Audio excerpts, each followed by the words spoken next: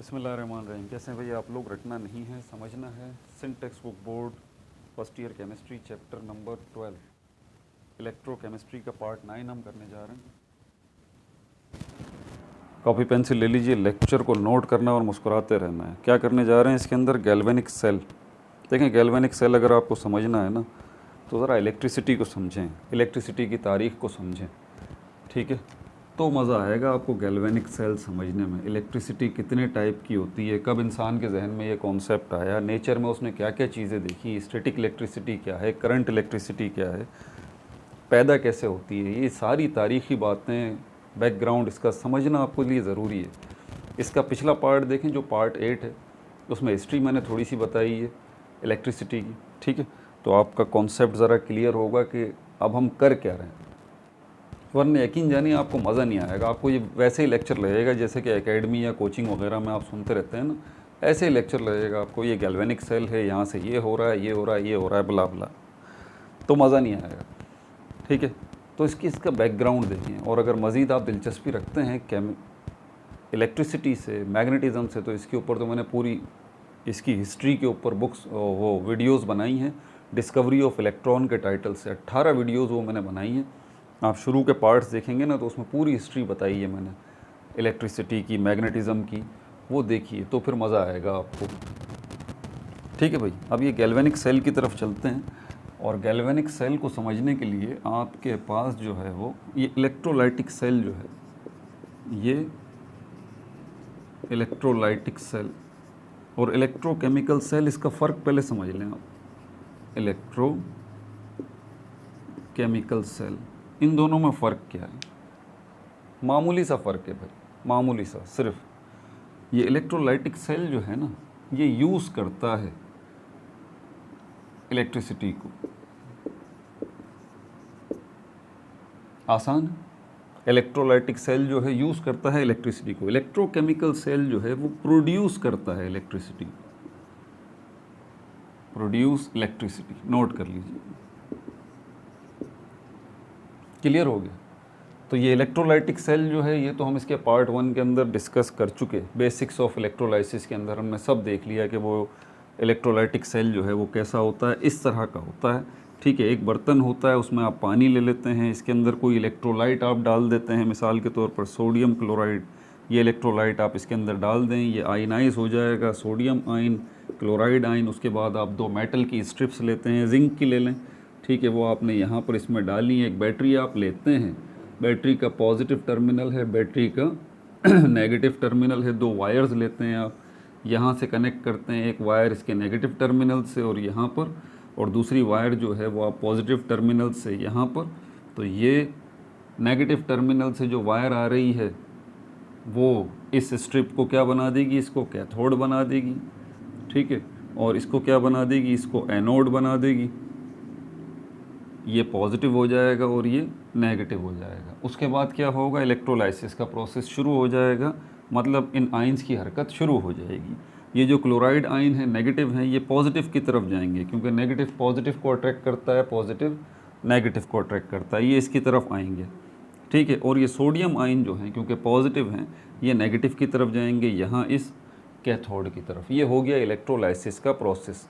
आपने इसके अंदर क्या किया है? आपने इसके अंदर जो है वो क्या किया है? इलेक्ट्रिसिटी को यूज़ किया है, इलेक्ट्रिसिटी को प्रोड्यूस किया है। ये जो इलेक्ट्रोलाइसिस का प्रोसेस है ये हो ही नहीं सकता। ये मूवमेंट ऑफ आयंस जो है अपने रेस्पेक्टिव इलेक्ट्रोड्स यानी कि एनोड और कैथोड की तरफ हो ही नहीं सकती अगर ये बैटरी जो है वो इलेक्ट्रिक करंट प्रोवाइड ना करे तो। समझ आ गई बात? तो ये हो गया हमारे पास इलेक्ट्रोलाइटिक सेल। पिछली वीडियो में हम इसको तफसील से डिस्कस कर चुके हैं। इलेक्ट्रोकेमिकल सेल की तरफ चलते हैं। ये इलेक्ट्रोकेमिकल सेल जिसकी एक किस्म जो है, जिसकी एक किस्म गैल्वेनिक सेल है, गैल्वेनिक सेल है, इसकी एक किस्म ये क्या करते हैं? ये इलेक्ट्रिसिटी को प्रोड्यूस करते हैं। ये बुनियादी फ़र्क रखिएगा और इसी चीज़ को हम डिस्कस करने जा रहे हैं। तो फिर इलेक्ट्रोलाइसिस या इलेक्ट्रोलाइटिक सेल को बताने की सर ज़रूरत क्या थी? भाई ज़रूरत इसलिए थी क्योंकि तकरीबन मिलते जुलते ही हैं ये दोनों, तकरीबन मिलते जुलते हैं, ठीक है ना? अब यहाँ पर इसके बातों से ज़्यादा गैल्वेनिक सेल को आप इसकी शक्ल बनाएंगे तो फिर आपको समझ में आएगा। अभी इलेक्ट्रोलाइटिक सेल की शक्ल बना ली ना, अब गैल्वेनिक सेल जो है इसकी भी शक्ल बना लें। आगे डैनियल सेल देखेंगे, वो भी गैल्वेनिक सेल की ही एक टाइप है, ठीक है। मतलब आसान लफ्ज़ों में हर वो सेल जो कि इलेक्ट्रिसिटी प्रोड्यूस कर रहा है केमिकल रिएक्शंस की मदद से, वो गैल्वेनिक सेल है। अब आप उसके मुख्तलिफ़ नाम दे दें, डैनियल सेल कह दें, चंदा सेल कह दें, अहमद सेल कह दें, कुछ भी कह दें, या फिर आप जो है वो उसको बैटरी का नाम दे दें, या फिर आप उसको आपके मोबाइल में जो बैटरी लगी हुई है उसका नाम दे दें, या घड़ी में जो सेल लगा हुआ है उसका नाम दे दें, घूम फिर के उनका एक नाम है गैल्वेनिक सेल। गैल्वेनिक सेल उन्हीं को कहा जाता है जो कि इलेक्ट्रिसिटी प्रोड्यूस करते हैं। आगे उनके मुख्तलिफ़ नाम आ जाते हैं फिर, ठीक है भाई। ये गैल्वेनिक सेल जो है वो किस तरह का बना हुआ होता है? ये 2 हाफ सेल्स से मिलके बनता है, 2 हाफ सेल्स, 2 हाफ सेल्स। पहली बात ये, ठीक है। और ये दोनों हाफ सेल्स जो हैं वो कनेक्ट होते हैं। ये आपकी बुक के अंदर जो है ना, इसकी पिक्चर भी बाकायदा बनी हुई है। ये असल में पूरा जो टॉपिक चल रहा है ना, ये पिछले कुछ पार्ट से, ये आपकी बुक का electrode potential and electrochemical series, तो ये वही चल रहा है जिसके अंदर हमने इलेक्ट्रोलाइटिक सेल को भी देख लिया, सेल्फ असेसमेंट को भी देख लिया। ये गैल्वेनिक सेल जो है ये अब आपका पेज नंबर आ गया है 247 पे, गैल्वेनिक सेल। अच्छा, इसके लिए 2 हाफ सेल चाहिए, 2 सेल चाहिए, मतलब ये इस तरह के 2 बर्तन आपने ले लिए, ठीक है। इसके अंदर भी एक सल्यूशन होगा, इसके अंदर भी एक सल्यूशन होगा। पहले जो सेल बनाए गए ना जिससे बिजली प्रोड्यूस की गई वो इस तरह के थे, ठीक है भाई। तो ये 2 सेल ले लिए, इसके अंदर भी एक स्ट्रिप आएगी मेटल की, इसके अंदर भी एक स्ट्रिप आ जाएगी मेटल की। ये आपने पानी लिया है, इसमें भी आपने पानी लिया है, ठीक है। अब यहाँ पर ये जो है ये जिंक है, ZINC, जिंक, और ये जो स्ट्रिप है ये कॉपर की है, प्योर कॉपर, ठीक है। अच्छा, उसके बाद ये जो आपने पानी लिया है दोनों के अंदर, इसी जो मेटल आपने इलेक्ट्रोड लिया है ना, इसी का आपको सल्यूशन चाहिए। तो इसके लिए जिंक सल्फेट, जिंक सल्फेट, इस सल्यूशन को ले लेंगे। यहाँ पर हम जिंक सल्फेट को इसमें ऐड करेंगे और इसके अंदर कॉपर सल्फेट को ऐड कर देंगे। अभी आपने सोडियम क्लोराइड का जिस तरह से देखा था, जिंक सल्फेट जब इसके अंदर डालेंगे तो फिर क्या होगा, जिंक के आयंस बनेंगे और कॉपर सल्फेट के आयंस बनेंगे, ठीक है भाई। कॉपर सल्फेट यहाँ पर आप डाल देंगे तो क्या बनेगा, कॉपर के आयंस बनेंगे और सल्फेट के आयंस बनेंगे, बन गए इसके अंदर। ये भी आ गया स्ट्रिप और ये भी आ गया स्ट्रिप। इसको ड्रॉ करें आप, अगर इसका पूरा कॉन्सेप्ट आपको लेना है ना तो इसको ड्रॉ करें। उसके बाद हमने क्या करना है, पतली सी एक मेटल की वायर ले लें। पहले तो ये 2 हाफ सेल्स हो गए ना, अब यहाँ पर आप जो है वो वायर ले लें, एक वायर, ये वायर जो है मैंने ले ली और इन दोनों को कनेक्ट कर दिया। आपको पता है जैसे ही इस वायर को कनेक्ट करेंगे क्या होगा, और उससे पहले क्या हो रहा है, उससे पहले ये हो रहा है कि ये जो आपका जिंक है ये इस पानी के अंदर डिज़ोल्व होना शुरू हो जाएगा। समझ आ रही है बात आपको? ये जिंक जो है ये क्या है, ये डिज़ोल्व होना शुरू हो जाएगा। अब जिंक और जिंक आयन जो है इसके अंदर फ़र्क ज़रा समझ लें आप। इन दोनों में फ़र्क क्या है, इसके अंदर जितने इलेक्ट्रॉन हैं ना उतने ही प्रोटॉन हैं, कोई टेंशन की बात नहीं है, बराबरी का मामला है। ये जिंक का एटम है, ये जिंक का आयन है, इसके अंदर मामला बराबर नहीं है, इसके अंदर मामला बराबर नहीं है। इसके अंदर इसके 2 इलेक्ट्रॉन्स लॉस हो चुके हैं, लॉस 2 इलेक्ट्रॉन्स। मतलब अगर जिंक का एटम ही अपने 2 इलेक्ट्रॉन लॉस कर दे तो यही जिंक का एटम जिंक का आयन बन जाएगा। समझ आ रही है बात आपको? यही जिंक का एटम जिंक का आयन बन जाएगा, ठीक है।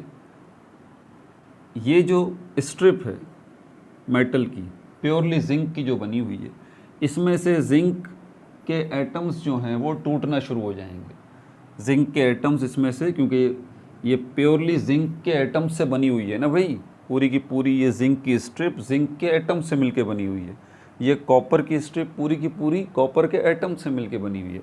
आपने इस जिंक की स्ट्रिप को जब पानी में डाल दिया तो यहाँ से इसके जिंक के एटम टूट टूट के पानी में आना शुरू हो जाएंगे। इस स्ट्रिप से जिंक के एटम टूट टूट के पानी में आना शुरू हो जाएंगे, आना शुरू हो जाएंगे, आना शुरू हो जाएंगे। ऐसा क्यों होगा?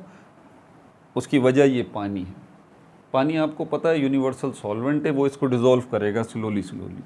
तो अब दो ये जिंक के आयन यहाँ पर ये आना शुरू हो गए, ये जिंक के आयन।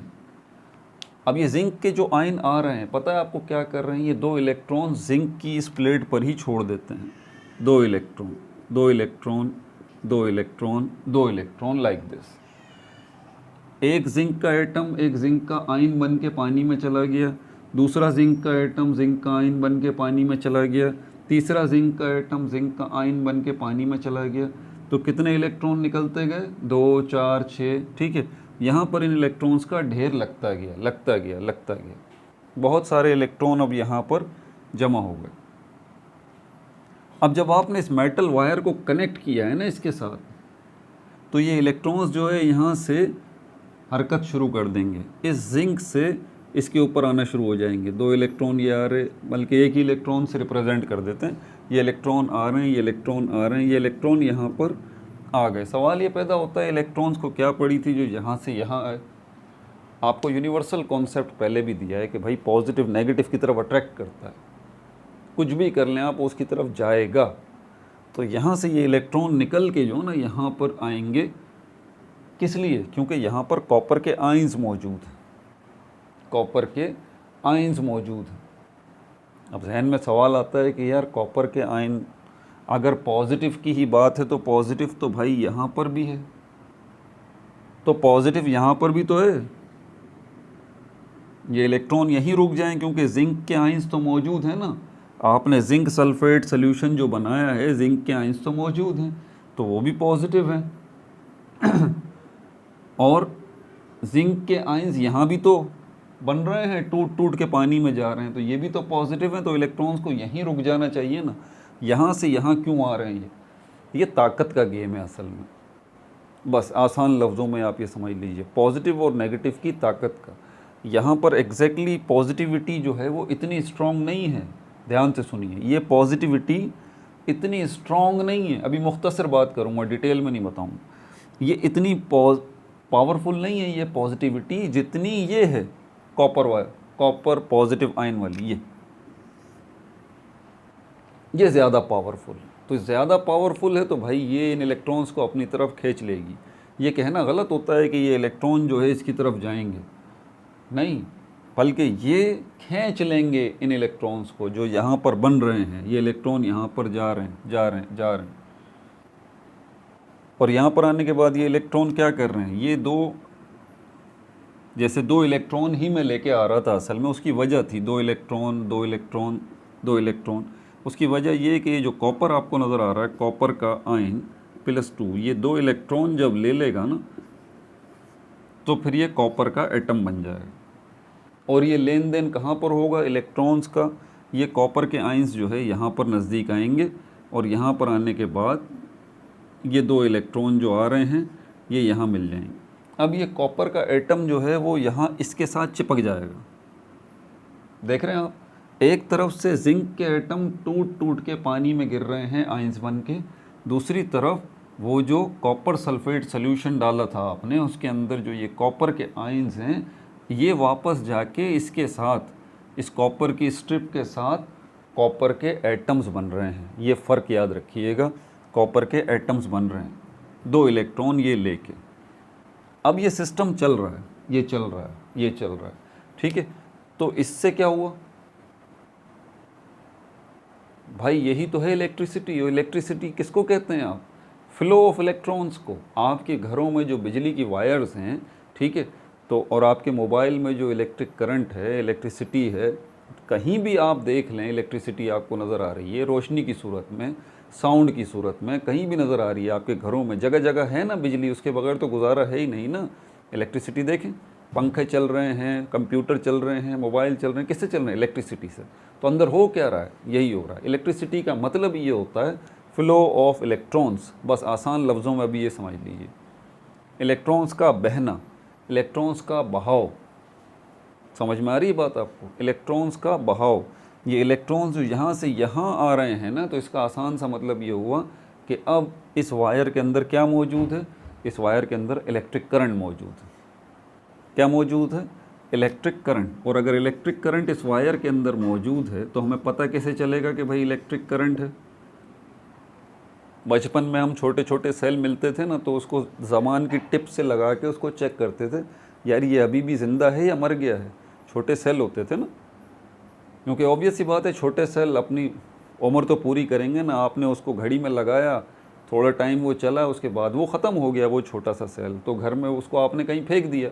हम तो बच्चे थे, उठा लेते थे तो उसको चेक करते ज़बान पे लगा के, तो हल्का हल्का हमें अर्थ महसूस होता था ज़बान की टिप पे उस डेड सेल से। तो इतना अंदाज़ा होता है कि अब भी उसमें करंट मौजूद है, हालांकि वो सेल जो है वो डेड हो चुका, ख़त्म हो चुका। आपकी घड़ी उस सेल से नहीं चल रही है, अब आपने उठा के उसको साइड में फेंक दिया है, लेकिन अभी भी उसको उठा के अपनी ज़बान के टिप पे लगाएंगे तो आपको अर्थ फील होगा, मतलब थोड़ा थोड़ा सा करंट फील होगा। इनफैक्ट आपकी बॉडी के अंदर भी माइल्ड इलेक्ट्रिक करंट मौजूद है। तो करंट तो आपकी बॉडी के अंदर भी है, तभी तो आप ज़िंदा हैं भाई। तो बताने का मकसद ये है कि यहाँ पर भी इलेक्ट्रिक करंट मौजूद है। अब आप इसको पकड़ेंगे तो आपको फील ही नहीं होगा, आप बोलेंगे करंट तो है ही नहीं। भाई करंट है, करंट है, ठीक है। ये कौन बताएगा? एक छोटी सी डिवाइस होती है जिसको हम कहते हैं volt meter. Volt meter, volt meter, इसका काम ही है। आप इस वोल्ट मीटर को इसके साथ कनेक्ट कर देंगे ना, तो वो क्या बताएगा? वोल्ट मीटर आपको वोल्टेज बताएगा, वोल्टेज बताएगा। अब ये वोल्टेज क्या होता है? हमारा अगला टॉपिक जो है वो सेल पोटेंशियल है। उसके अंदर ये पोटेंशियल डिफरेंस, इलेक्ट्रोमोटिव फोर्स और ये सब चीज़ें उसमें डिस्कस करेंगे, अभी नहीं, ठीक है। तो अभी यहाँ देख लीजिए कि ये वोल्ट मीटर है और ये क्या बता रहा है आपको? ये वोल्टेज बता रहा है। और दूसरे लफ्ज़ों में वोल्टेज बताने का मतलब यहाँ पर आपको इलेक्ट्रिसिटी या इलेक्ट्रिक करंट की मिकदार बता रहा है। हालांकि ये तारीफ़ गलत हो जाएगी, लेकिन अभी क्योंकि आप बच्चे हैं, अभी आप सीख रहे हैं ये सारे सिस्टम को, तो आसान घर में भी आप देख लीजिए भाई, वोल्टेज ज़्यादा हो गए तो बत्तियां तेज़ जलने लगी, पंखे तेज़ घूमने लगे। वोल्टेज कम हो गया है तो पंखा स्लो घूम रहा है, बत्तियां भी स्लो हो गई हैं, डाउन हो गई हैं। तो ये वोल्टेज कम और ज़्यादा इसका आपको पता है, आपने घरों में इसको फील किया है। हमारे वापडा वाले जो है ना, बुरा मत मानिएगा अगर आपके रिलेटिव में कोई वापडा में है, तो हमारे भी हैं भाई, अल्लाह ताला उन्हें हिदायत दे, ठीक है। बहरहाल तो हमारे जो वापडा वाले हैं ना, वो हमें ये एक्सपीरियंस कराते रहते हैं कि भाई बिजली का वोल्टेज ज़्यादा हो रहा है या कम हो रहा है, ज़्यादा हो रहा है कम हो रहा है, इसका हमें बड़े अच्छे से तजुर्बा है। तो आपको भी ये पता है इस बात का। तो वोल्टेज कम ज़्यादा जो है ना वो होता रहता है। इससे आप क्या बोलते हैं? इलेक्ट्रिक करंट कम हो गया या इलेक्ट्रिक करंट ज़्यादा हो गया। इलेक्ट्रिक करंट की अलग डेफिनेशन है, ये हसास टॉपिक है, ज़रा इसको बाद में डिस्कस करेंगे तफसील से, अभी हमारा टॉपिक नहीं है। तो बहरहाल तो आप कहेंगे यार करंट बहुत ज़्यादा है, करंट बहुत कम है। करंट ज़्यादा आपको लग रहा है तो आप बोलेंगे कि जो है ना ये तो वोल्टेज बहुत ज़्यादा है, और अगर करंट कम लग रहा है तो आप बोलेंगे वोल्टेज तो है ही नहीं। समझ में आ रही है बात? अब इसको इतना कॉम्प्लिकेटेड नहीं बनाते, अब यहाँ आ जाते हैं। तो बहरहाल आसान लफ्ज़ों में वोल्टेज आपको इलेक्ट्रिक करंट की मिकदार बता रहा है कि भाई इलेक्ट्रिक करंट ज़्यादा है या कम है।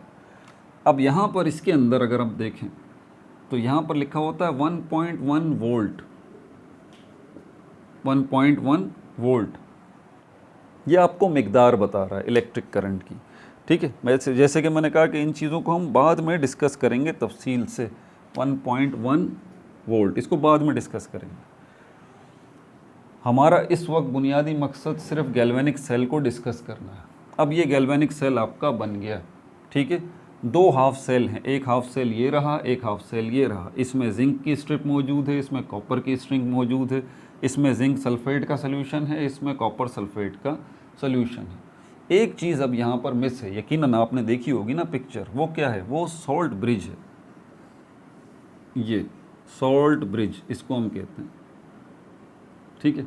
सॉल्ट ब्रिज आप सुनते ही आपके जहन में वो घर में जो आप नमक खाते हैं वो आपके जहन में आ रहा होगा। नहीं, ऐसी कोई बात नहीं है। ये सॉल्ट ब्रिज जो है इसमें मुख्तलिफ़ किस्म के सॉल्ट्स होते हैं। सॉल्ट बेसिकली जो है ना वो ग्रुप नेम है, मतलब हज़ारों किस्मों के सॉल्ट्स होते हैं, सिर्फ वही नहीं है जो कि आप घर में खाते हैं, हज़ारों किस्मों के सॉल्ट्स हैं। तो इसको सॉल्ट ब्रिज इसीलिए कहा जाता है कि उसमें भी एक सॉल्ट का यूज़ किया जाता है। वो कौन सा है वो भी अभी मैं आपको बताता हूँ, ठीक है। तो ये हमारे पास है सॉल्ट ब्रिज,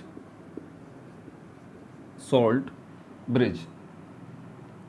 इसका बुनियादी काम क्या है मैं आपको एक लफ्ज़ में, एक जुमले में बता देता हूँ, ठीक है। ये सॉल्ट ब्रिज बुनियादी तौर पर कर क्या रहा है। इसके अंदर इनर्ट इलेक्ट्रोलाइट होता है, inert electrolyte, electrolyte, inert electrolyte. Inert word का मतलब होता है गैर आमिल, गैर आमिल, इनर्ट, सीधा शरीफ बेचारा। जैसे कि हमने इनर्ट गैसेस को देखा है ना, तो ये इनर्ट इलेक्ट्रोलाइट होता है इसके अंदर, सॉल्ट ब्रिज के अंदर। मतलब क्या होता है इसका कि इनर्ट इलेक्ट्रोलाइट जो न्यूट्रल होता है, ऐसा इलेक्ट्रोलाइट जो इलेक्ट्रोलाइट तो है, जैसे कि ये जिंक सल्फेट, ये भी इलेक्ट्रोलाइट है, कॉपर सल्फेट ये भी इलेक्ट्रोलाइट है। लेकिन आप गौर कर रहे हैं कि यहाँ पर जिंक सल्फेट और कॉपर सल्फेट का इलेक्ट्रिसिटी जनरेशन के साथ ताल्लुक़ है ना, क्योंकि अगर ये ना हो तो इलेक्ट्रिक करंट जनरेट ही ना हो, ठीक है। तो क्या यहाँ पर भी ऐसे ही कुछ इलेक्ट्रोलाइट मौजूद हैं।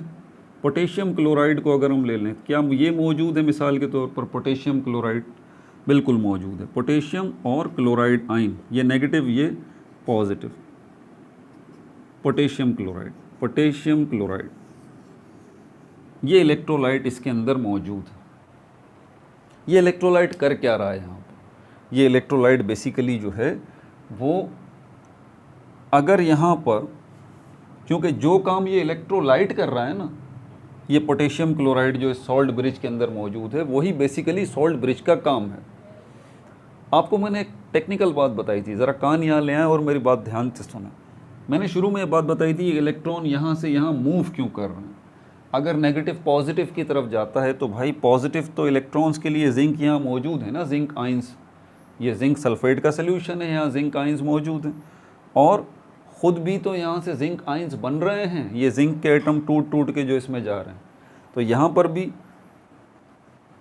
लेकिन मैंने आपको क्या बात बताई थी कि ये इलेक्ट्रॉन जो कि नेगेटिव हैं पॉजिटिव की तरफ जाएंगे। यहाँ पर अब पॉजिटिविटी का झगड़ा है, उसका फड्डा है। यहाँ पर जो पॉजिटिविटी है ना जिंक आइंस की, और यहाँ पर जो पॉजिटिविटी है ना कॉपर आयन की, इनकी ताकत में फ़र्क है। ये कॉपर आयंस जो है बहुत ज़्यादा स्ट्रॉन्ग है, तो ये खींच लेंगे इन इलेक्ट्रॉन्स को अपनी तरफ, यहाँ से यहाँ आ जाएंगे और हमारा मकसद हल हो जाएगा, फ्लो ऑफ इलेक्ट्रॉन्स, ठीक है।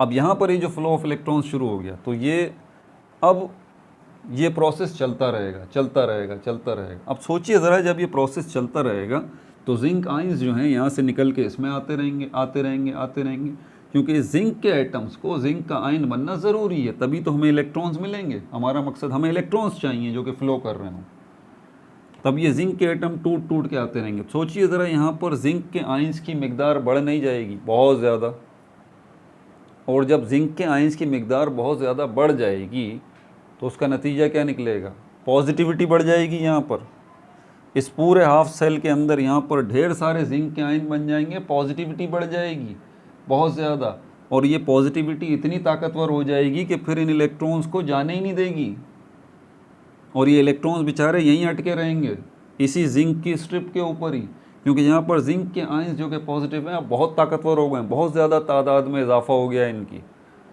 तो ये इलेक्ट्रॉन्स को जाने ही नहीं देंगे। अब इलेक्ट्रॉन्स को जाने नहीं देंगे तो हम, इसका नतीजा क्या निकलेगा, इसका नतीजा यही निकलेगा कि इलेक्ट्रिक करंट का फ्लो रुक जाएगा, और दूसरे लफ्ज़ों में आप कहेंगे भाई इलेक्ट्रिसिटी तो जनरेट ही नहीं हो रही, ये तो सेल ख़राब हो गया है, ये गैल्वेनिक सेल तो ख़राब हो गया है, इलेक्ट्रिसिटी इसमें प्रोड्यूस हो ही नहीं रही, ठीक है। ये सॉल्ट ब्रिज का काम अब यहाँ पर आ जाता है, ये न्यूट्रलाइज कर देगा। इसके क्या बताया था मैंने, पोटेशियम क्लोराइड, ये जो क्लोराइड है, ठीक है, ये क्लोराइड इस जिंक के साथ मिलना शुरू हो जाएगा। अच्छा, मुझे याद पड़ रहा है कि ये पोटेशियम क्लोराइड मुझे अभी एग्जाम्पल के तौर पे तो मैंने यहाँ दे दिया, और भी बहुत सारी किस्मों के हैं, ठीक है। तो इससे क्या बन जाएगा, जिंक क्लोराइड, जिंक क्लोराइड ये बनना शुरू हो जाएगा इस जगह पर। इसका नतीजा क्या निकलेगा? इसका नतीजा ये निकलेगा कि इस सेल के अंदर जो पॉजिटिविटी बढ़ रही थी अब वो कम होना शुरू हो जाएगी।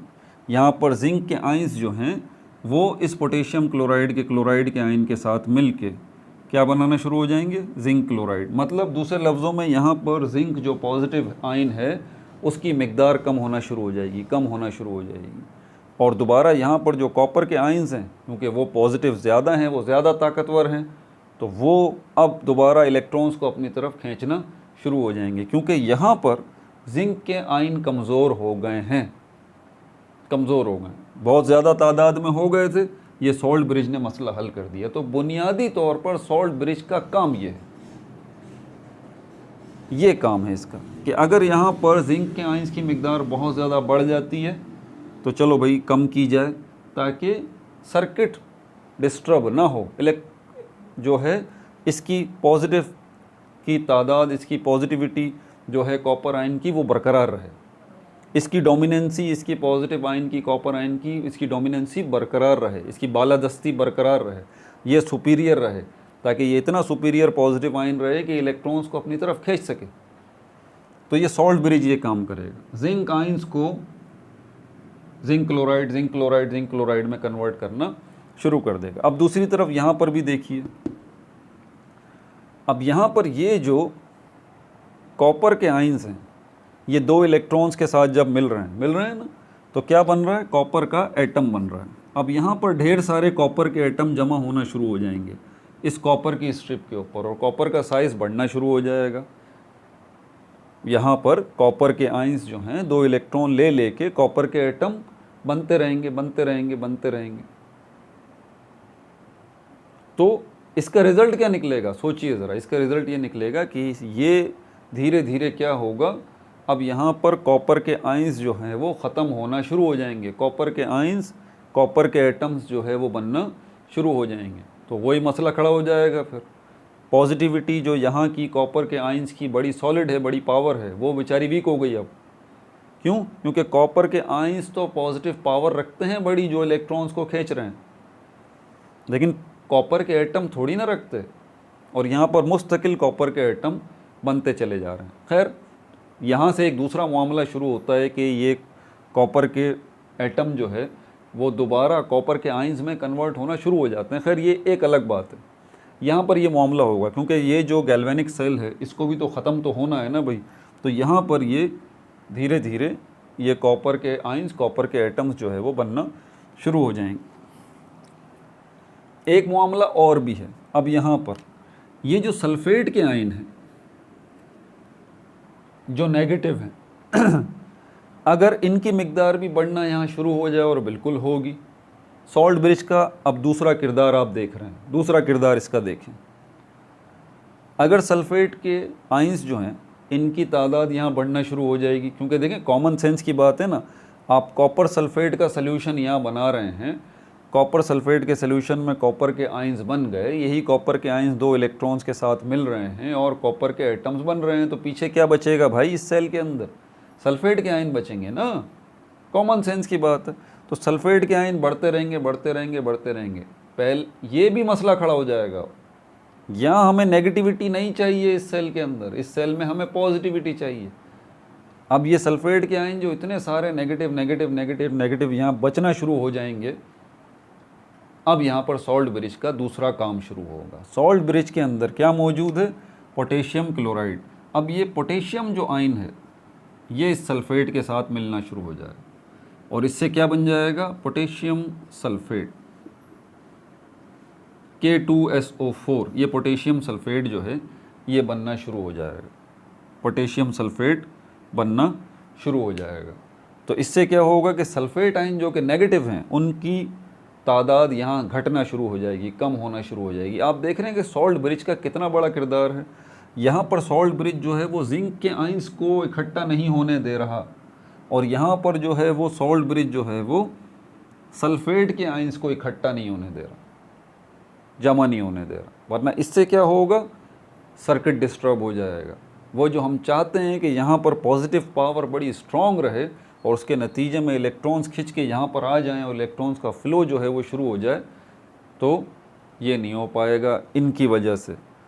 जिंक आइंस की वजह से और सल्फेट आइंस की वजह से। तो ये सॉल्ट ब्रिज ये मसला हल करेगा। अच्छा, सॉल्ट ब्रिज में एक तो इलेक्ट्रोलाइट होता है, दूसरा एक जेल भी होती है, एक जेल भी होती है। जेल का किरदार ये होता है कि इस सॉल्ट ब्रिज के अंदर तो आइंस बने लेकिन इससे बाहर न जाएं। और दूसरा काम ये सॉल्ट ब्रिज क्या करता है, ये इन, अब मैं वर्बली बता देता हूँ कि दोनों सॉल्यूशंस को मिक्स नहीं होने देता। यहाँ पर कॉपर सल्फेट का सल्यूशन है, यहाँ पर जो है वो जिंक क्लोराइड का सल्यूशन है, इनको मिक्स नहीं होने देता, ये भी काम है। लेकिन जो बुनियादी काम है ना, असली जो प्योर वाला, वो सॉल्ट ब्रिज का अभी मैंने आपको बता दिया कि यहाँ पर पॉजिटिव आयन जिंक्स जो है वो इकट्ठे ना हों, यहाँ पर सल्फेट आयन जो नेगेटिव हैं वो इकट्ठे ना हों। ये स्ट्रक्चर पूरा का पूरा मैंने आपको गैल्वेनिक सेल का समझा दिया। अब इसके अंदर क्या कोई केमिकल रिएक्शन भी हो रहा है, क्योंकि मैंने शुरू की वीडियोस में ये बात बताई थी कि केमिकल रिएक्शन की मदद से इलेक्ट्रिसिटी प्रोड्यूस करना बताई थी ना। बच्चे जो पहले से देखते हुए आ रहे हैं उनको अंदाज़ा होगा इस चीज़ का कि मैंने बात बताई थी पार्ट 1 के अंदर कि भाई केमिकल रिएक्शन की मदद से इलेक्ट्रिसिटी जनरेट करना। तो यहाँ इलेक्ट्रिसिटी जनरेट भी हो गई, इलेक्ट्रॉन्स का फ़्लो शुरू हो चुका। इलेक्ट्रॉन्स जो है वो एनोड से कैथोड की तरफ, अच्छा ये एनोड है, याद रहे, इसको तो मैं बताना ही भूल गया, ये जो है ये एनोड है और ये जो है वो कैथोड है, कॉपर।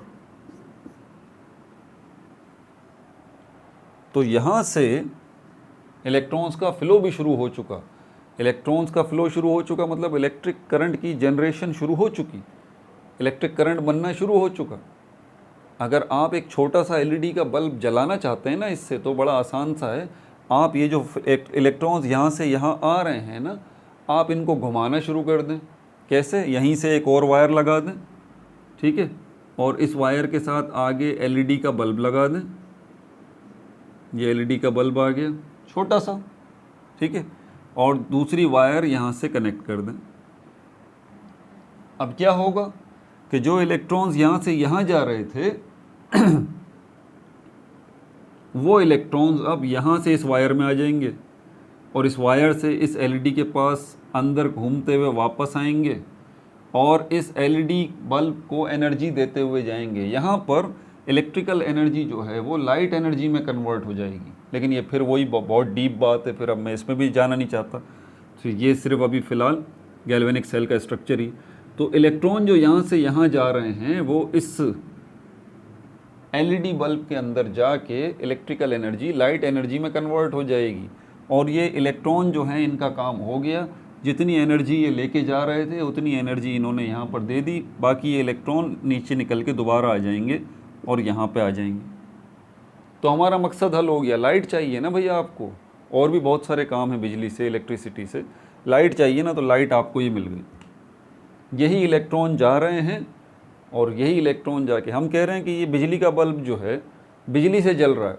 और भाई बिजली से तो जल रहा है, ज़रा आप माइंड खोलिए अब अपना, बिजली से तो जल रहा है ये, ठीक है, इसको करंट मिल रहा है इस बल्ब को, तो जा कैसे रहा है, हो क्या रहा है मामला, ये मामला हो रहा है। इलेक्ट्रॉन्स हम पैदा करवा रहे हैं, उन्हीं इलेक्ट्रॉन्स को हम फ्लो करवा रहे हैं और वही इलेक्ट्रॉन्स जब जा रहे हैं तो एनर्जी लेके जा रहे हैं, एनर्जी लेके जा रहे हैं और एनर्जी ले जाके यहाँ पर वो एनर्जी कन्वर्ट हो रही है लाइट एनर्जी में और एनर्जी ले जाके ये इलेक्ट्रॉन दे देते हैं। इस एलईडी बल्ब को एनर्जी दे दी और दूसरी तरफ से ये इलेक्ट्रॉन वापस निकल आते हैं एनर्जी दे के। ये बेसिकली इलेक्ट्रॉन्स एनर्जी कैरियर हैं जो एनर्जी को एक जगह से दूसरी जगह लेके जा रहे हैं। यहाँ पर एलईडी बल्ब जलना चाहिए और वो जलेगा भी, एनर्जी से जलेगा। कौन देगा ये एनर्जी? इलेक्ट्रॉन देंगे और इलेक्ट्रॉन दे के एनर्जी दूसरी साइड से वापस निकल आएंगे। बस वो यही काम होता है इलेक्ट्रॉन्स का, ठीक है भाई। तो ये था गैल्वेनिक सेल का स्ट्रक्चर। लेकिन अभी वो बात रह गई, मैंने क्या कहा था कि केमिकल रिएक्शन भी तो हो रहा है। केमिकल रिएक्शन यहाँ कौन सा हो रहा है? केमिकल रिएक्शन भी देख लें, इसको रिडॉक्स रिएक्शन कहते हैं। ये केमिकल रिएक्शन अभी आपको 1 मिनट में समझ में आ जाएगा। कौन से केमिकल रिएक्शन है? 2 किस्म के केमिकल रिएक्शन होते हैं। एक को हम कहते हैं स्पॉन्टेनियस केमिकल रिएक्शन या स्पॉन्टेनियस रिएक्शन, दूसरे हमारे पास होते हैं नॉन स्पॉन्टेनियस। ये स्पॉन्टेनियस रिएक्शन होगा, स्पॉन्टेनियस। स्पॉन्टेनियस रिएक्शन होगा। और क्या नाम है? स्पॉन्टेनियस का मतलब होता है खुद ब खुद, जो खुद ब खुद शुरू हो जाए। और ये कौन सा? इसको हम रिडॉक्स कहते हैं। रिडॉक्स बेसिकली दो केमिकल रिएक्शंस का मुश्तरका नाम है। एक को हम कहते हैं ऑक्सीडेशन, अभी समझ में आ जाएगा, बहुत आसान है ऑक्सीडेशन। दूसरे को हम कहते हैं रिडक्शन। इसके ऊपर भी मैं अलग से वीडियो वैसे बना चुका हूँ। ऑक्सीडेशन के अंदर क्या होता है? Loss of electron. और रिडक्शन के अंदर क्या होता है? Gain of electron. अब कितना आसान हो गया। अब मैं आपसे पूछता हूँ भाई, ये जो हमारे पास ये जिंक है, ठीक है, जिसको हम एनोड कह रहे हैं, यहाँ पर क्या हो रहा है? इलेक्ट्रॉन का लॉस हो रहा है या इलेक्ट्रॉन का गेन हो रहा है? आप बोलेंगे इलेक्ट्रॉन का लॉस हो रहा है यहाँ पर। तो इलेक्ट्रॉन का लॉस हो रहा है, तो इसका मतलब ऑक्सीडेशन, यहाँ पर जो कौन सा केमिकल रिएक्शन हो रहा है? ऑक्सीडेशन हो रहा है। ऑक्सीडेशन का मतलब ही लॉस ऑफ इलेक्ट्रॉन होता है। तो आप ये कह सकते हैं, अब यहाँ पर अगर ऑक्सीडेशन हो रहा है, लॉस ऑफ इलेक्ट्रॉन हो रहा है, तो इलेक्ट्रॉन गेन भी तो हो रहा होगा। कहाँ पर हो रहा है? यहाँ पर आ जाएं, ये इलेक्ट्रॉन यहाँ पर आ रहे हैं, कॉपर के आयंस इन इलेक्ट्रॉन को गेन कर रहे हैं। तो इसका मतलब यहाँ पर क्या हो रहा है? Reduction, gain of electron. ये है वो केमिकल रिएक्शन जो कि अगर ना हो तो इलेक्ट्रॉन्स की हरकत ही शुरू ना हो भाई, ठीक है, इलेक्ट्रॉन्स की हरकत ही शुरू ना हो, वो जो हम चाह रहे हैं इलेक्ट्रिसिटी को जनरेट करना, वो हम कर ही ना सकें। तो यहाँ पर ये फ्लो ऑफ इलेक्ट्रॉन्स जो है इस केमिकल रिएक्शन की मरहून मिन्नत है। अगर ये केमिकल रिएक्शन ना हो, रिडॉक्स रिएक्शन, स्पॉन्टेनियस रिएक्शन, ये ऑक्सीडेशन, रिडक्शन, ये लॉस ऑफ इलेक्ट्रॉन और गेन ऑफ इलेक्ट्रॉन, अगर ये ना हो तो इलेक्ट्रिसिटी जनरेट होगी ही नहीं, फ्लो ऑफ इलेक्ट्रॉन्स जो है वो चलेगा ही नहीं। समझ में आ रही है बात? इस सेल से इस सेल तक मामला चलेगा ही नहीं आगे, ठीक है। केमिकल रिएक्शन इसका क्या होगा? अब देखें, इसको मैं एनोड रिएक्शन भी कह सकता हूँ। Anode reaction. ऑक्सीडेशन को मैं एनोड रिएक्शन भी कह सकता हूँ। ऑक्सीडेशन।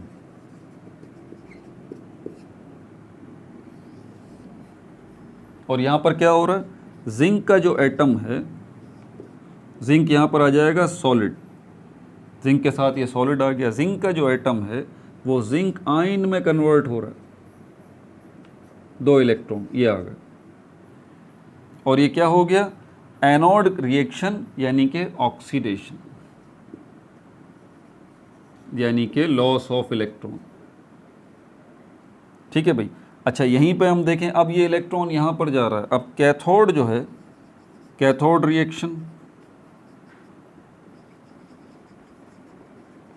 कैथोड रिएक्शन जो है, यहाँ पर क्या हो रहा है? रिडक्शन। ये कॉपर आयन जो है, वो कॉपर आयन प्लस 2 इलेक्ट्रॉन को गेन कर रहा है इस साइड पे। कॉपर आयन 2 इलेक्ट्रॉन को गेन कर रहा है, और उसके नतीजे में क्या बन रहा है? ये कॉपर का एटम, यहाँ S लिख के मैं सॉलिड लिख रहा हूँ, ये सॉलिड, ये आयन, इसके साथ AQ लिखा हुआ होगा। AQ का मतलब है एक्वस, सॉल्यूशन में यहाँ पर ये काम हो रहा है, ठीक है भाई। तो एनोड रिएक्शन भी आ गया, कैथोड रिएक्शन भी आ गया, ऑक्सीडेशन भी आ गया, रिडक्शन भी आ गया, ठीक है। अब हमें क्या करना है? नेट रिएक्शन जो है इसका देख लेते हैं। नेट रिएक्शन इसका क्या बनेगा?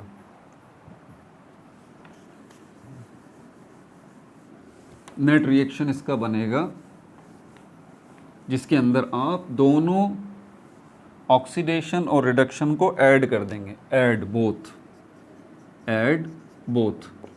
दोनों को आप ऐड कर दें तो आपको क्या मिलेगा? नेट रिएक्शन मिलेगा। नेट रिएक्शन यानी कि ओवरऑल रिएक्शन, क्योंकि भाई रिडॉक्स रिएक्शन तो असल में एक केमिकल रिएक्शन है ना, जिसके 2 हिस्से हैं, ऑक्सीडेशन और रिडक्शन। अब इनको मिक्स कर रहे हैं। ये जो इस इक्वेशन की लेफ्ट हैंड साइड है और इस इक्वेशन की जो लेफ्ट हैंड साइड है, ये रही, ये, इसको एक साइड पे आप लिख लें। ये जिंक हो गया जो सॉलिड वाला है, उसके बाद ये कॉपर हो गया, कॉपर आयन, और ये 2 इलेक्ट्रॉन। राइट हैंड साइड जो है बिल्कुल इसी तरह उसको भी लिख लें आप। राइट हैंड साइड पे आपके पास क्या है? ये जिंक के 2 आयन और ये कॉपर। तो यहाँ पर हो गया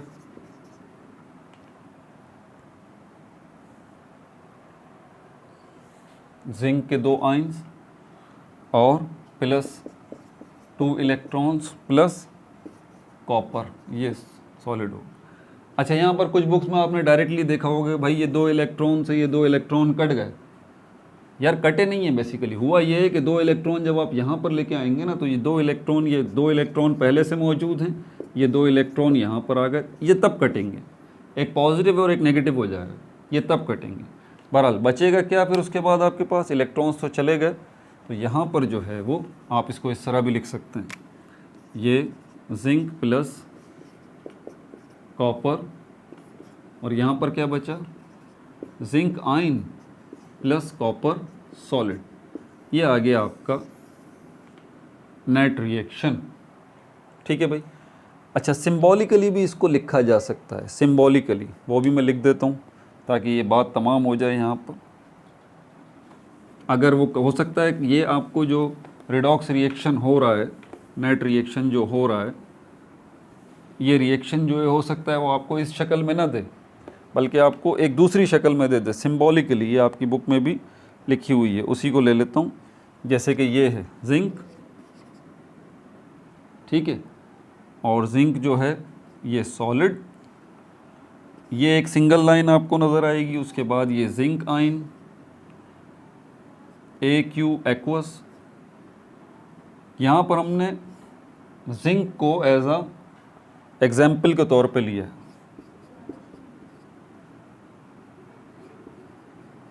ये एक्वस, फिर ये सिंगल लाइन, फिर ये कॉपर, और ये सॉलिड हो गया। ये सिंगल लाइन, ये डबल लाइन, ये सिंगल लाइन, आपको पता है ये सिंगल लाइन किस चीज़ को रिप्रेजेंट कर रही है, ये बता रही है फेज बाउंड्री। नोट कर लें इसको, फेज बाउंड्री। फेज बाउंड्री से मतलब सॉल्यूशन जो है उसकी बाउंड्री। ठीक है, ये किसको रिप्रेजेंट कर रहा है, डबल लाइंस। डबल लाइंस जो हैं वो सॉल्ट ब्रिज को रिप्रेजेंट कर रही हैं, सॉल्ट ब्रिज को रिप्रेजेंट कर रही हैं। ठीक है भाई। तो गैल्वेनिक सेल ये तमाम हुआ। गैल्वेनिक सेल के अंदर हमने उसका स्ट्रक्चर भी देख लिया, कैसे काम कर रहा है, क्यों काम कर रहा है, इलेक्ट्रॉन्स यहाँ से वहाँ जा रहे हैं तो क्यों जा रहे हैं, आखिर क्या पड़ी है उनको, वापस क्यों नहीं आ रहे। ठीक है, पॉजिटिविटी नेगेटिविटी की बात है तो पॉजिटिविटी तो जिंक की शक्ल में इस हाफ सेल के अंदर भी मौजूद है, वहाँ पर भी मौजूद है, वहीं क्यों जा रहे हैं। इन सारे कॉन्सेप्ट्स को हमने जो है ना वो समझा है। मज़ीद कॉन्सेप्ट्स अच्छा सा इसका मज़ा आ रहा है अगर समझने में। ग्रैंड यूनिफाइड थ्योरी देखें, पार्टिकल्स की दुनिया की, डिस्कवरी ऑफ इलेक्ट्रॉन के ऊपर पूरी प्लेलिस्ट, बेसिक्स ऑफ केमिस्ट्री की प्लेलिस्ट मौजूद है। आपकी बेसिक्स अच्छी नहीं है केमिस्ट्री की तो बेसिक्स ऑफ केमिस्ट्री की प्लेलिस्ट देखें। ठीक है, उसमें आपको बेसिक्स सीखने का मौका मिलेगा। अगर आपकी मैथमेटिक्स की बेसिक्स अच्छी नहीं है तो बेसिक्स ऑफ मैथमेटिक्स की प्लेलिस्ट मौजूद है, वो देखें आप। और अगर आपकी इंग्लिश की बेसिक्स अच्छी नहीं है तो बेसिक्स ऑफ इंग्लिश की प्लेलिस्ट आप देखें। पाकिस्तान स्टडी जो है आप सीखना चाहते हैं, हिस्ट्री ऑफ प्रॉफिट्स और ये सब कुछ, बेसिक्स ऑफ पॉलिटिक्स जो है उसकी बुनियादी बातें क्या क्या होती हैं, ये पार्लियामेंट क्या होता है और ये क्या होता है, इन सब के ऊपर मैंने वीडियोस बनाई हैं। आप देखिए, बड़ा मज़ा आएगा आपको। 1500 से ज़्यादा वीडियोस हमारे चैनल पे मौजूद हैं। आपको कहीं जाने की ज़रूरत नहीं है। यहाँ पर आपको मैथमेटिक्स भी मिलेगी, फ़िज़िक्स भी मिलेगी, केमिस्ट्री भी मिलेगी, बायोलॉजी भी मिलेगी। इंशाल्लाह हर सब्जेक्ट इसको स्टडी हब जो है हम बनाने जा रहे हैं। ठीक है, अपना बहुत ज़्यादा ख्याल रखिएगा। No like no subscribe, only share.